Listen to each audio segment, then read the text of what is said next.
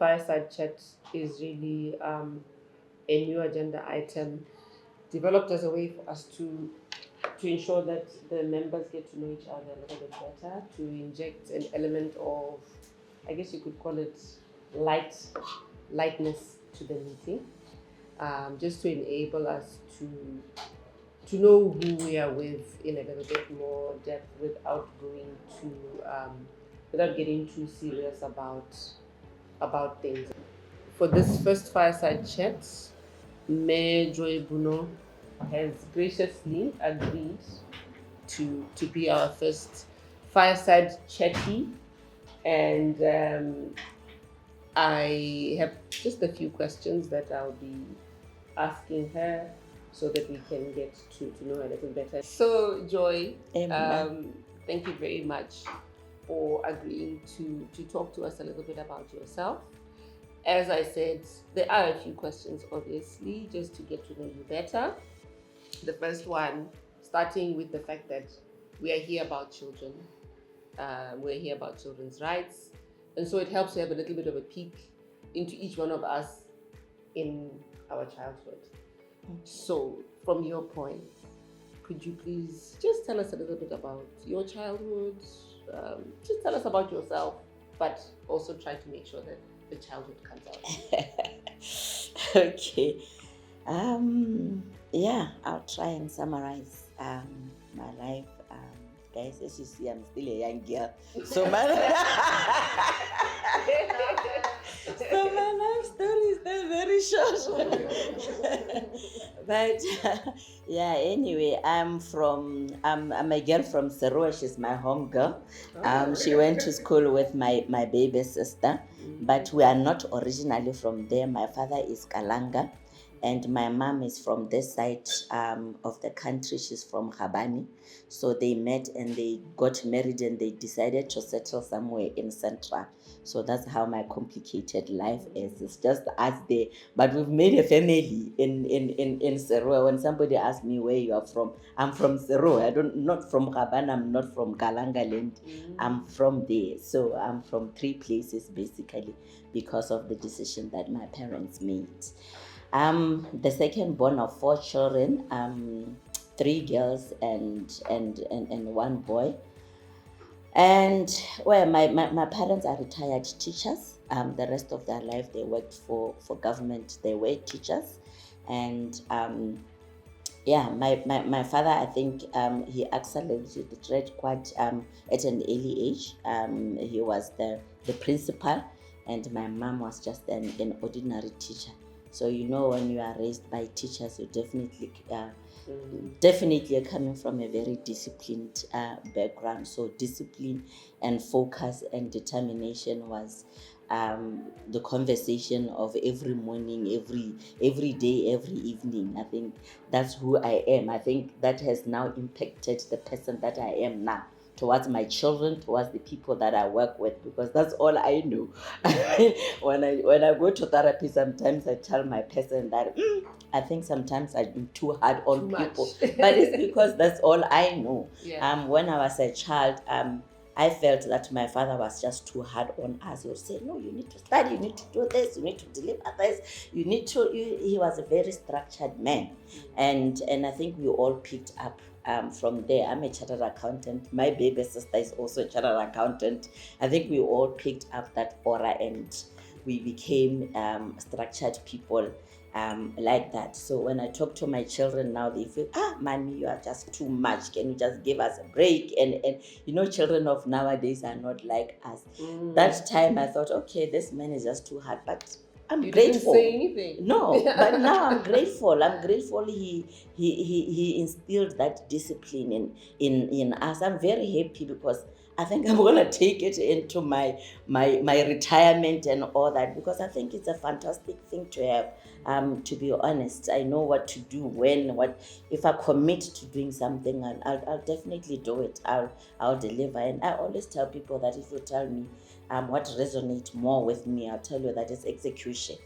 Execution is part of me. I think you can come up with a brilliant strategy, but if you can't execute it, there's no point in that. So I think it's part of me. I think basically because of this kind of discipline. So yeah, and I always say to my friends that I think I'm also grateful to my father that he was present in our lives during a time when it was not fashionable for men to be present in their children's lives. I think that I'll always be grateful of. He was present then, he's still present now. So I think what breaks my heart now is that he's blind due to glaucoma, so he can't see his products now, but I'm sure he's present with his heart and all that. I think that is the only painful thing that's there, but he's present in the grandchildren's lives. He's continuing his story. He asks them all the time, are you guys doing well at school? Are you passing? Are you doing well in sports? What are you doing? What's happening in your lives? And all of that. So that's my story. So I'm married to some Kalanga man called Bruce Budo. Definitely I had to go back to the Kalanga land.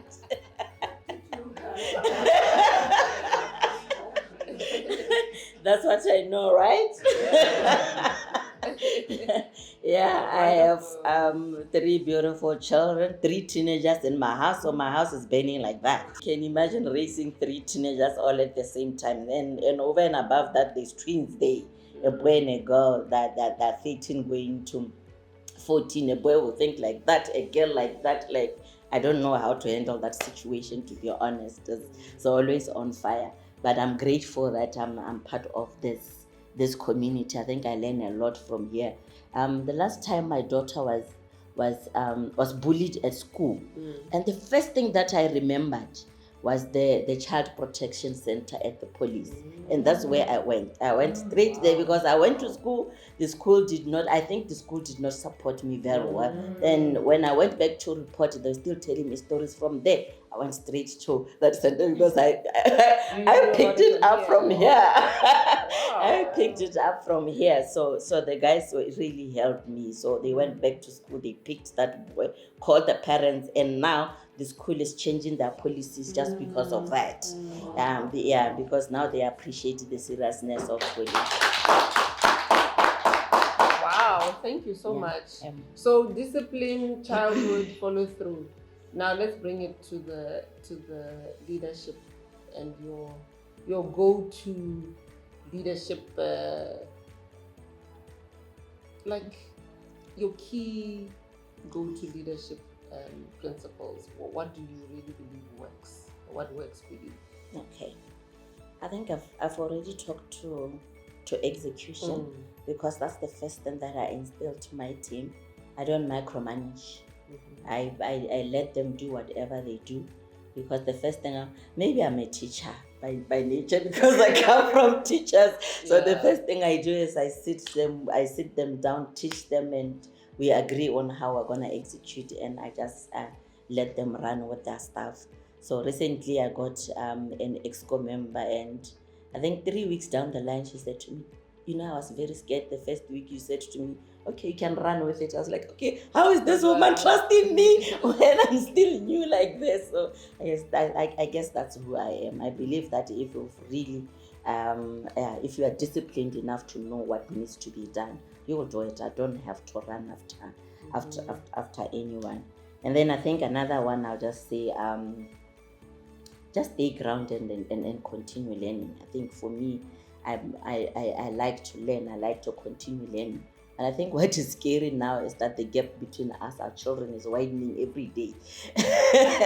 Every day, I think the difference between us and this next generation is just massive. The difference between us and the last generation is not that big, but this one, I think it has doubled, if not tripled. So it really pushes us to continue learning and learning. There's a lot going on right now, all at the same time. So it pushes us to really open up our minds and keep learning. Obviously, with the digital space, it also brings a different dimension to the world that they are growing up in. Very, very different from what we grew up in. Now, looking still into the organization, what child-centered initiatives are you doing at Liberty? Either you already have in place or that you are working on? I'd say we haven't done anything very material thus far. And it is mainly because I think we really have been struggling with our budget in that regard. But we've tried to do a bit of little things here and there. We've done 2 primary schools. We've sponsored them with gifts for what is it called, prize giving. We bought them some tablets. We supported them with pads, the girls. We've done Moyeng College as well. We've been there for sponsored work. We supported them with tablets and all of that.